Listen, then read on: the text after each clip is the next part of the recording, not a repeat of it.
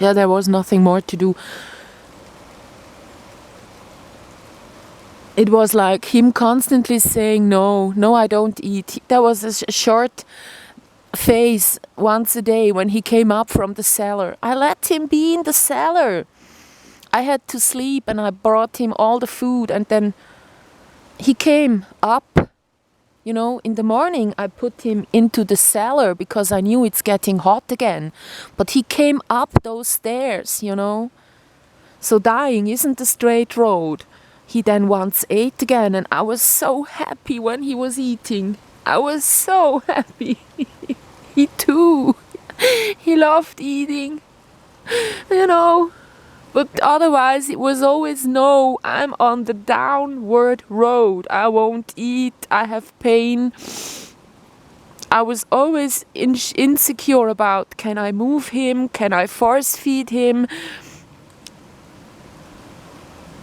Does he like to be around me? Shall I leave him alone? You know, is he fine outside? He was in the shadows, so one day he moved onto that plastic thing into the sun. So I was like, oh yeah, now he's in the sun. But then he by himself went those like 50 centimeters into the shadow back to the wall from the house. You know, with me outside, he could be fine. There was no black cat interfering. Yeah. I miss that. Boo-boo. I just don't care for any other cat, you know. It was the way it started. Me moving into that house, and then he kind of getting on my nerves, playing around my legs, and then me finding out, yeah, this cat doesn't belong to someone. He sleeps outside. Or maybe, I could give him the food that I have around. So he even stayed inside during that first period, and I was having him on my lap and I was carrying him around a bit, and he was sleeping on my stomach for a bit, and I was just hurrying through my daily life. So if ever something human or animal-like wants to be near me, I will just not continue with business as usual, like do my art and do my videos and do my hiking. I will just stay with this entity as long as it's good. I took the time, like an hour or two, but then I continued my stuff, and then the cat would get kind of bored and leave the house. So when I had returned from some shopping once, then I had meat, and I could offer it meat. Until then it was just peas with soy sauce. It was step by step that he was so sweet to me, and when he was in bed with me inside, he was giving me these hits with his paw as though I were his mama. Yeah. And then there was this phase when he wasn't coming home anymore. And I really don't know now, where has he been sleeping? Was it because his bed outside of the house was gone? A cat would take any bed, and it wasn't winter time, and before it was even less. You know, I have a lot of things that I could have done better. I thought a cat, now knowing that I would open the door, could just go and scratch the door. Then he can come in and he can have a real warm bed inside. He doesn't have to be outside.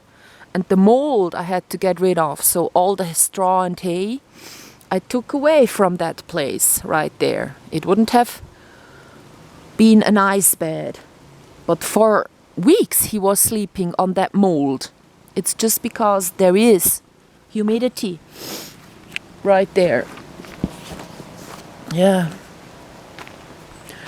So yeah, I was planning for winter time to give him a bed on the front side of the house where there is this apricot tree, like on every side, like on 3 sides, that kind of get to see the sun at daytime, so that he could choose, you know, where does he want to be. I was planning for the winter time, but I haven't like really done those beds. I should have just given him more beds so that he could be there like half a night and then come in, you know, do the thinking for the cat, because it is a cat. So if I prepare the ground very well, he can then choose whatever he likes, and that one would fit me too. I hope you understand what I'm talking about. Like, I cannot put signs to lead the cat to my front door and then it says, please knock. He was once destroying the door with his paws, and then I opened. And otherwise he was just waiting there, which I don't like. I don't want the cat to wait for me, you know. That's like, huh? Yeah. And then he also went meow, because he knows that I'm listening. I have the windows open all the time, so he actually knows that I'm listening, because when he's there with the female one and wants me to come out, he goes calling me, and then I come out, I see them, and then I would give them food, both of them, right? Yeah, he was a clever cat, a young cat. You know, how funny it looked when he stormed the house, like all hungry, like after these days when he was gone. I'm sure he wasn't eating, because when he came back, he stormed the house. You know, he went directly to the place where I would put the food and kind of like, you know, stand there with his all feet far apart, like really ready to jump the food. Just, like so excited, you know.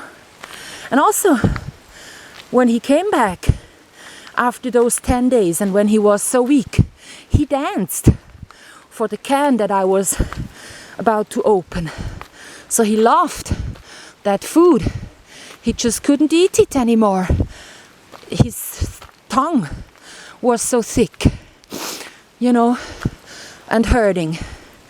That's this feline calici virus that does this, the stomatitis that comes with it. Yeah.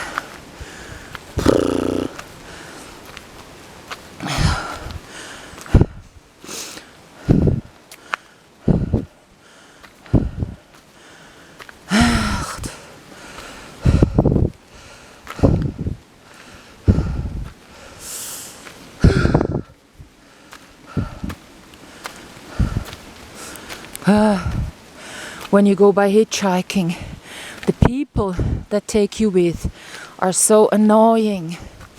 I keep talking about the weather, so at least now I know what causes this weird weather patterns. It's the jet stream. So a woman told me that one is really important for winter.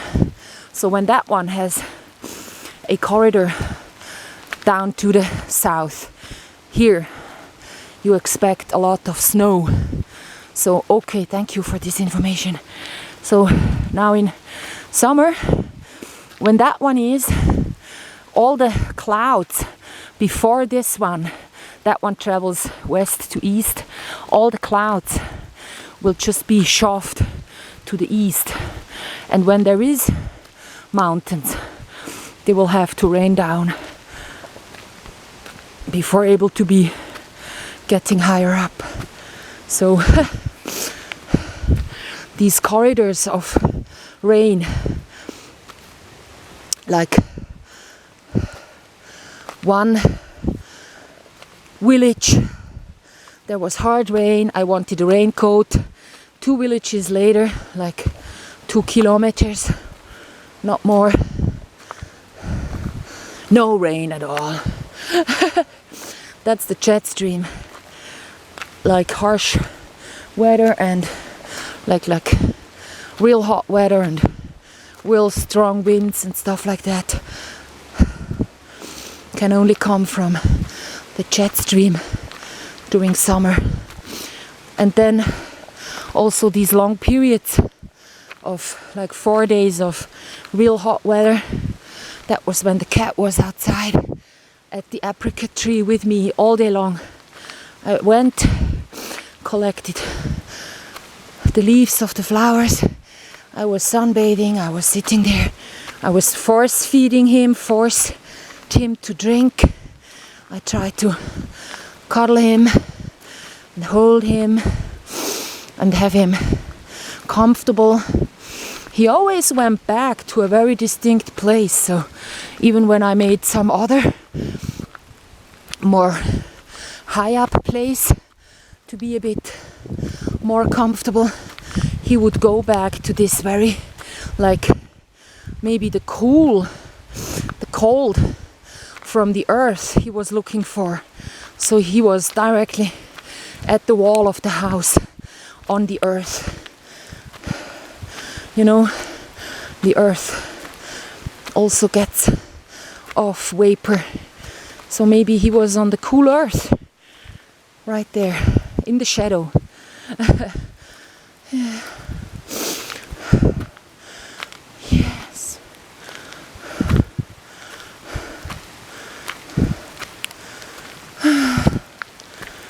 Now it's raining. I'm again destroying a camera. It always starts like this. A few drops on the display, and then a few days later the display is gone and some more weak, and then the video function is gone. Yeah.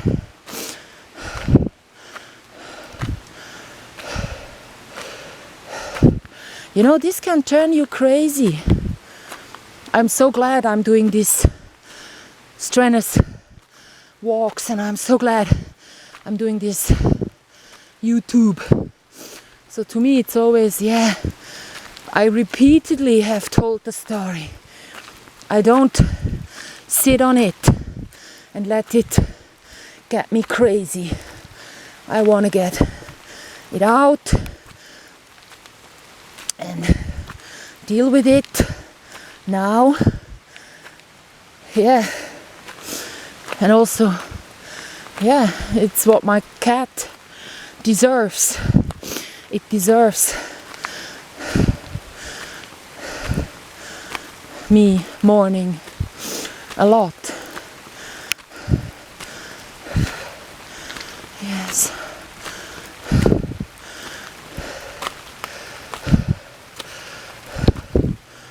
Yeah, yeah.